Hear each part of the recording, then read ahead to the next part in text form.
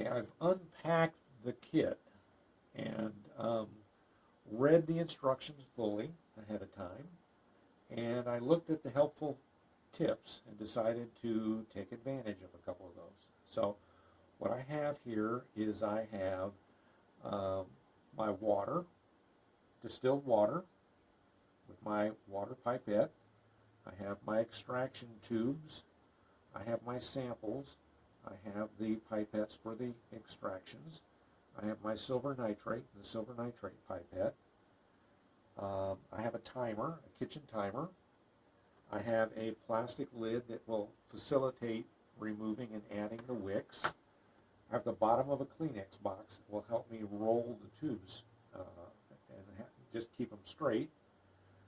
And I'm ready to go. And I have my plastic container that the light is sitting on right now. So the big thing is to kind of plan ahead.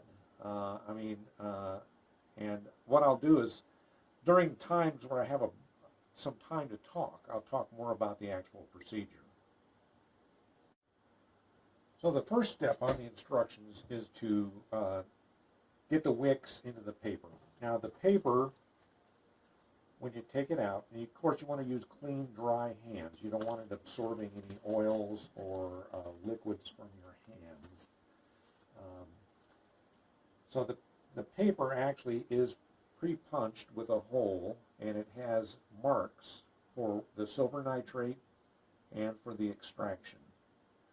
And then the wicks are pre-rolled, but they loosen up during shipping or during the time they're sitting around. So what you want to do with the wicks is you want to re-roll them as tightly as you can. It's kind of like, you know, I don't know if this is a good analogy here, but it's kind of like rolling a joint, where you just get them with your thumb and just roll them nice and tight, so you get a nice tight wick like that. And then, to keep from tearing them, this is where your plastic container, your top, can come in handy. So you put it on here, put the wick hole in the center, and you want to put the wick in from the top. And you put it about 3/4 of the way through there. So I can set this one aside and tighten up another wick, and then I will be ready to start my silver nitrate. Alright, so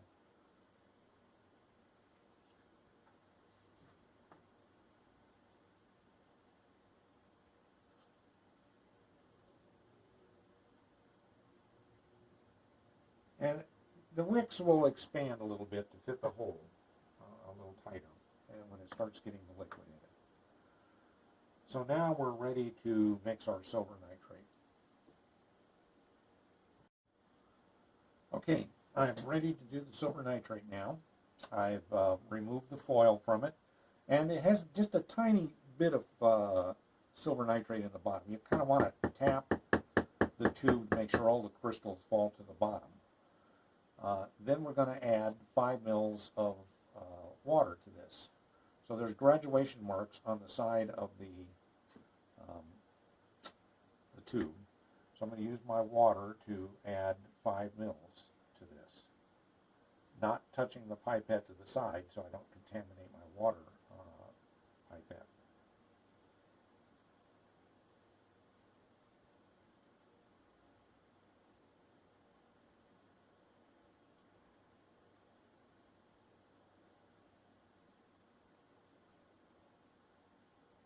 Okay. And I'm going to gently mix this.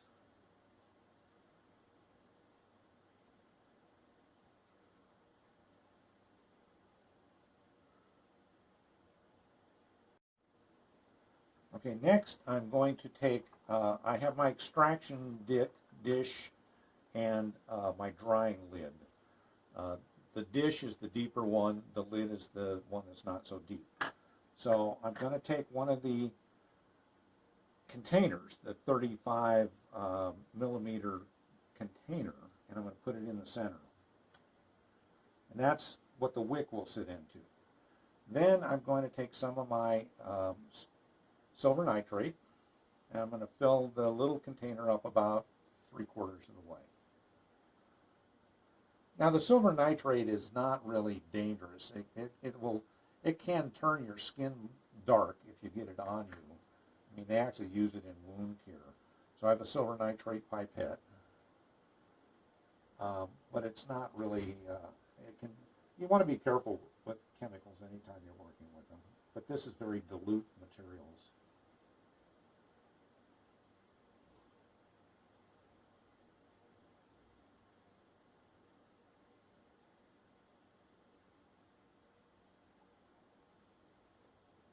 Okay, now I'm ready to take my, and I handled the papers by the wick, and I just want to go ahead and put my #1 filter paper in there so that the wick is down into the solution, and you'll immediately start seeing it soak up into the filter paper. And then you want to let it go until it reaches the first mark. Now the silver nitrate is approaching the first marks. And again, it doesn't matter if it's a perfectly circular pattern. You just want to stop it at the point where it doesn't expand too much beyond that first mark.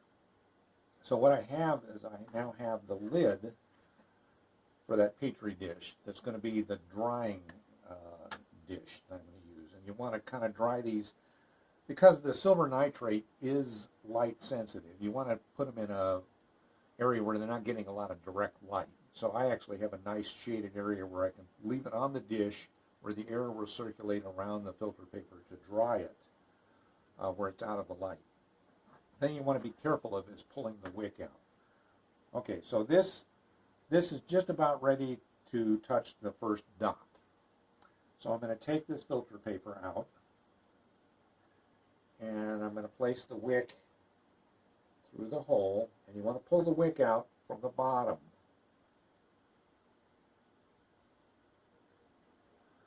And then you can just throw the wick away. Now I will put this on one of these to dry, and I'll put it in this shaded area where it can do this out of the light. And I'm ready to do the second paper now. And if you want, you can add a little bit more silver nitrate. There's not much left here to the dish to replace what was absorbed up onto the paper. So I grab this one by the wick and I start the silver nitrate process on it.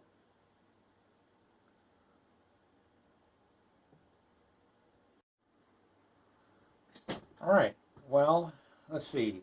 Both filter papers now have the silver nitrate on them. They're both drying. We're ready to start the extraction process on our samples. So, so the first thing we want to do is dilute the sodium hydroxide solution. Now, again, same thing. I tap this to make sure all the crystals are down at the bottom. The sodium hydroxide is caustic if you get the crystals on you. Once you dilute it, it's not very dangerous at all. So, so what you want to do is just be careful when you're handling it. Now we want to go to the 45 milliliter mark on here, which is pretty close to the top. So,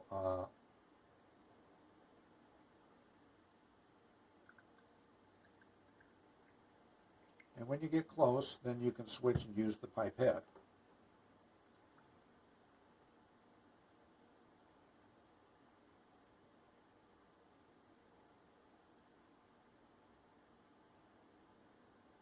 All right, so this one has 45.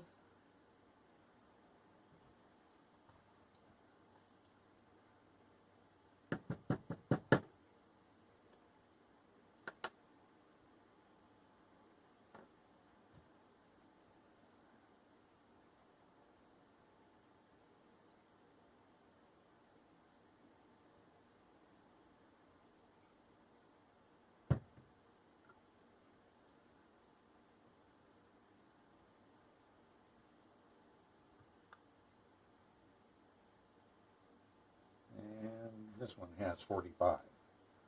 And you want to cap these up tightly and invert them a few times to mix the sodium hydroxide into solution. Now, of course, you be careful on your labeling. This is extraction tube 1. You want to be putting sample 1 in here, and it goes on your paper number 1. Keep everything straight so you don't mix anything up. Now we're ready to put our sample into the... Now, here I need to deviate just for a second. If you want to use your own samples different than the kit has worm castings in sample 1 and compost in sample 2. There's a separate sheet that comes with the kit that tells you how to prepare your samples. If you want to use your own, you could dump these out and put your samples in these tubes. I suggest you continue to use the worm casting one for one of your samples. If you want to replace one, replace the compost with your own compost. So now, these have been pre-measured. So this part can get a little messy if you're not careful. The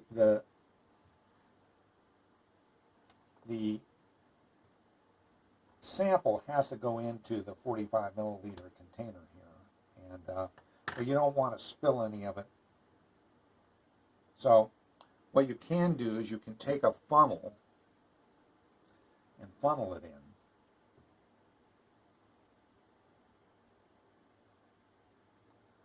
in. I usually just make the funnel out of paper, but you want to get all the sample in there. Well, it's not all in there. If you need to, you can take something and make sure it's not clogged up, like that one is.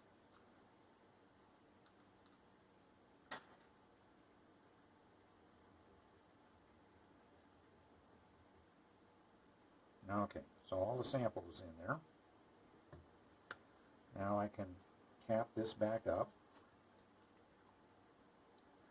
and put my second sample in.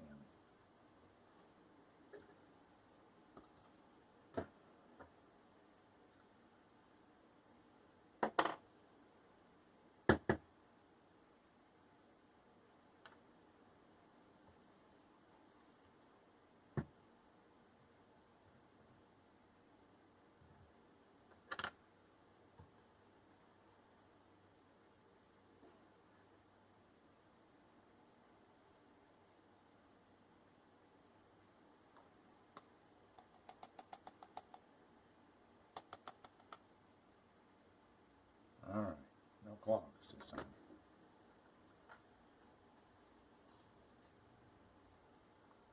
Now what this is going to do is this will help digest the material that's in there into a liquid that can be put onto the filter paper.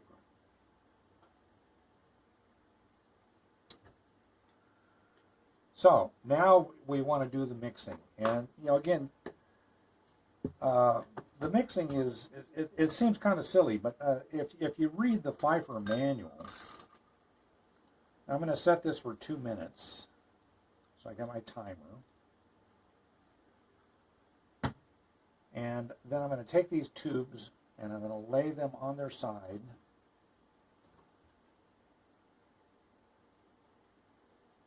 And I'm going to roll them back and forth for 2 minutes. And in the original Pfeiffer technique, they actually do a very biodynamic thing of using a vortex. And they swirl the Erlenmeyer flask, so many swirls this direction, so many swirls that direction.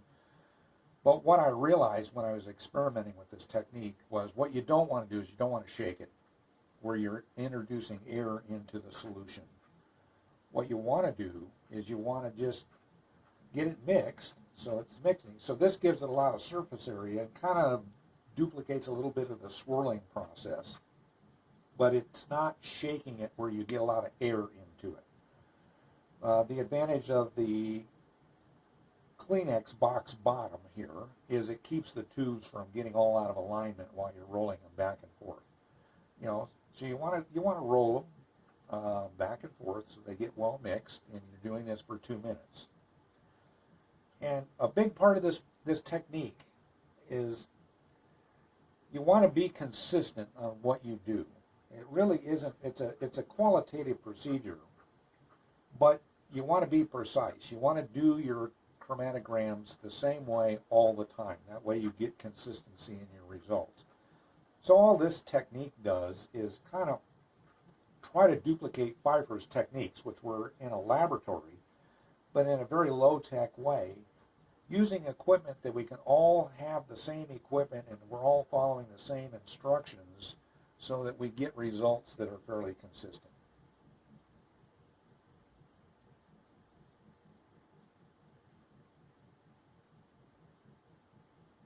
So, so anyway,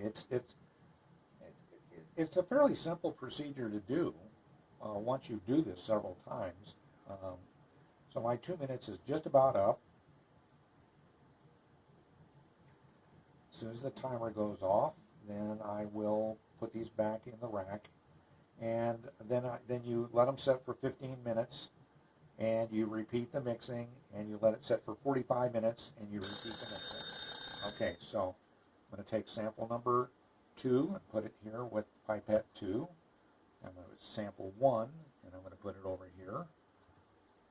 And then I wait 15 minutes. Okay.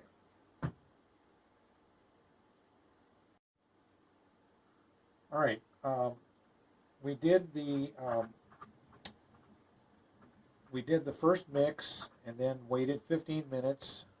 Did the second mix for another 2 minutes. And then we waited 45 minutes.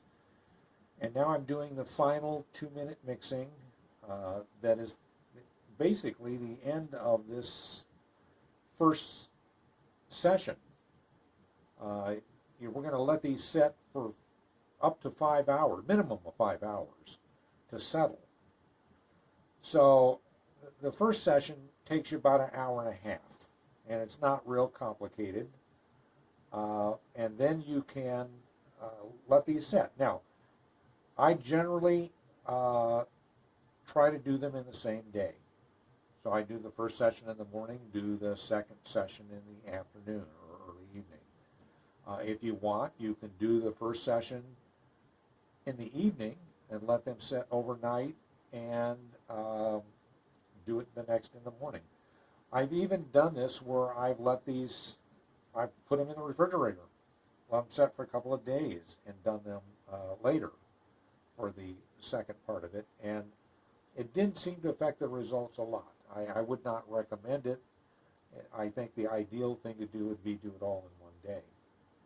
So as soon as the timer goes off, then we'll put these back in the rack and let them set for a minimum of 5 hours.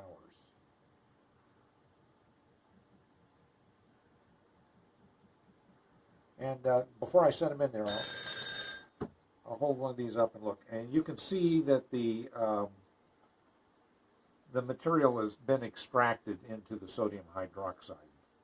And now we'll let them set. And it won't be quite that dark once the solid material condenses out. But that's it. And then we're ready for the next phase after these settle. All right. So we've gone past the 5 hours, and since you've seen how to prepare the papers, I went ahead and took the dried silver nitrate papers and put a wick in them. I've laid out some paper towels and put 2 extraction dishes here, one for each one, so they're going to both go at the same time. So now we're ready to take the extract. So I'm going to take pipette 1 and sample 1. And we're going to carefully, we don't want to mix the sediment back into the solution, pipette this into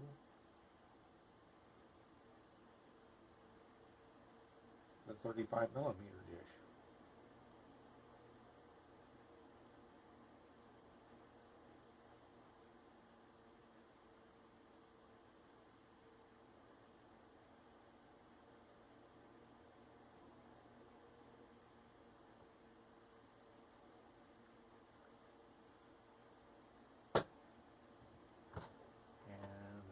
same here for this one.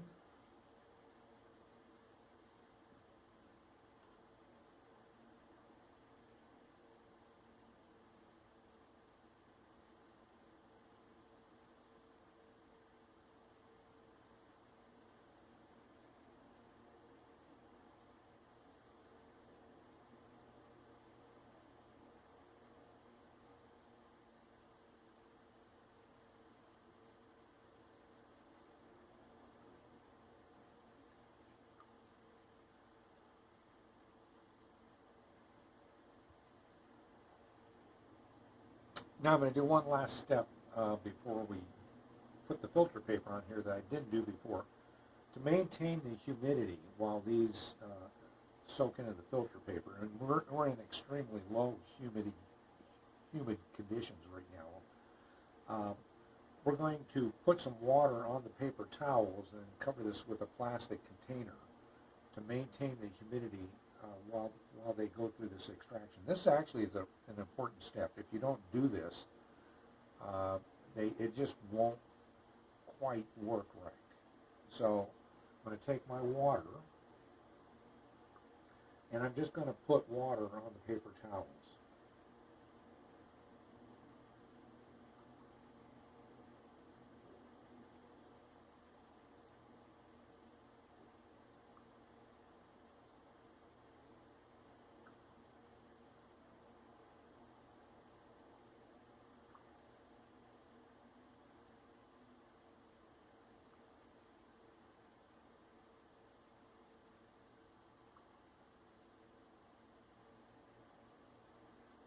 Then I'm going to put my disc on. So I've got number 1 here. See, this is number 1 here. And this is number 2 here. Okay. So we can move this over a little bit, put this in, and start the extraction.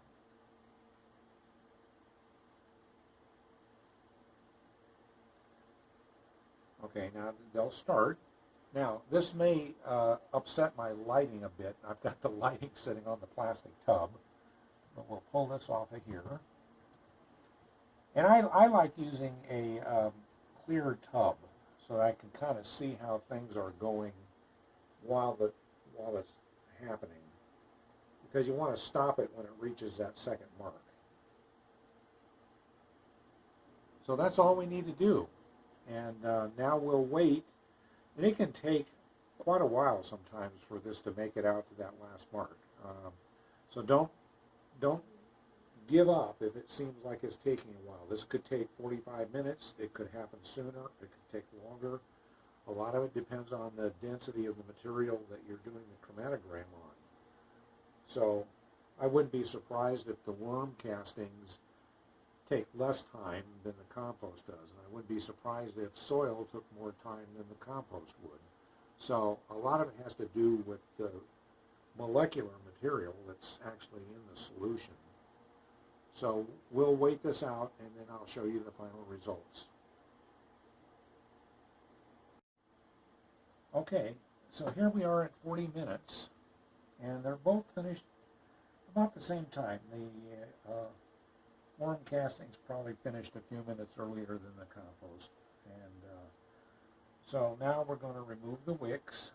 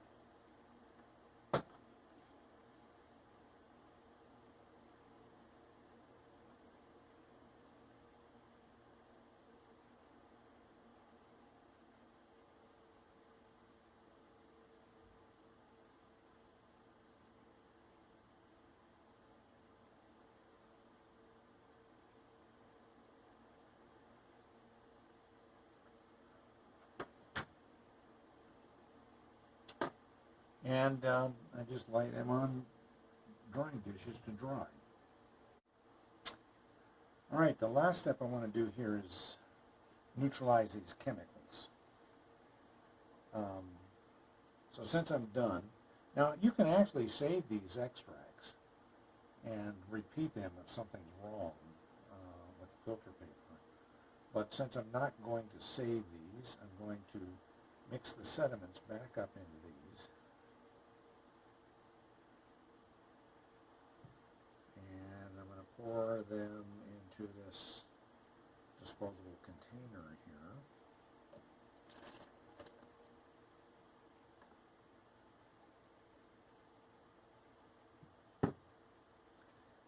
And the reason you want to do this is not because of the sodium hydroxide. That's in drain cleaners. So dumping this down the drain isn't going to be, this is actually very dilute compared to what you would clean your drains out with. It's for the silver nitrate. The silver nitrate is not good for the environment if it gets into water systems. So what happens is when you mix all of these together, the silver nitrate, it will neutralize the silver nitrate.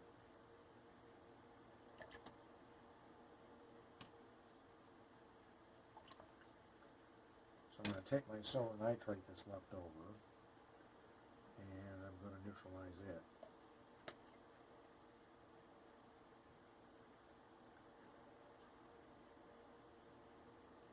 With the sodium hydroxide.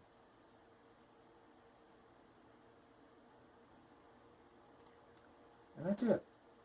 You know, I generally don't reuse these containers.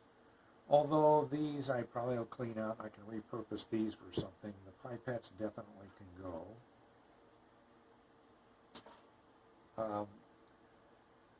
The big 90 millimeter disc didn't get contaminated with anything. They were just used for holding the other containers. So it's the small 35 millimeter disc that you have to be careful of contamination if you try to wash these and reuse them next time. I've cleaned them and put the silver nitrate in there and it would discolor, even though I had cleaned them really well. So I don't like throwing them away, but that's probably the best thing to do if you don't want to cross-contaminate another specimen. So I will take some pictures of these in a day or two to show you what the final results look like, and that's how easy it is to do Pfeiffer chromatography. With this modified method, it's much more difficult following Pfeiffer's manual and doing it in a scientific lab, but I get the same, very similar results, and since I really think it is very qualitative, I'm very satisfied with what I get, and it's really helped me make better compost. So anyway, that's it. Well, here's the final product. These were exposed to indirect light to fully develop their colors. Then they were neutralized with vinegar, and I scan them and then I laminate them afterwards so we can handle them. So this one is the worm castings. Came out very good. This one over here is the compost. And actually, they look very similar. There are differences, but they look similar because I use worm tea on my compost. And what I've been able to do with PCC is see my compost improve and move closer to looking like worm castings by focusing more on the microbiology in my compost pile. So I hope this helps you feel confident that the kit's very easy to use, very easy to do, and just contact me if you have questions.